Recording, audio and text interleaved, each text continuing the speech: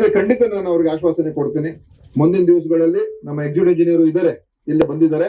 ಆ ಆಸ್ಪತ್ರೆನ ಅಭಿವೃದ್ಧಿ ಏನು ಮಾಡ್ತಕ್ಕಂಥದ್ದಕ್ಕೆ ಒಂದು ಒಳ್ಳೆ ಎಸ್ಟಿಮೇಟ್ ಅನ್ನ ಮಾಡಿ. ಯಾಕಂದ್ರೆ ಪ್ರತಿಯೊಂದು ತಾಲೂಕು ಆಸ್ಪತ್ರೆ, ಈಗ ನಾವು ಬಂಗಾರಪೇಟೆ ಹೋಗುದು, ಎಷ್ಟು ಚೆನ್ನಾಗಿದೆ ತಾಲೂಕು ಆಸ್ಪತ್ರೆ.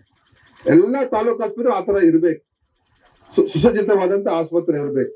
ಅಲ್ಲಿರುವಂತ ಶೌಚಾಲಯಗಳು ಚೆನ್ನಾಗಿರ್ಬೇಕು, ಕುಡಿಯ ನೀರಿನ ವ್ಯವಸ್ಥೆ ಇರ್ಬೇಕು, ಎಲ್ಲ ವಿದ್ಯುತ್ ಶಕ್ತಿ, ಎಲ್ಲ ಏನು ಎಲೆಕ್ಟ್ರಿಕಲ್ ಈ ಸಮಸ್ಯೆ ಅದು ಯಾವುದು ಇರಬಾರ್ದು.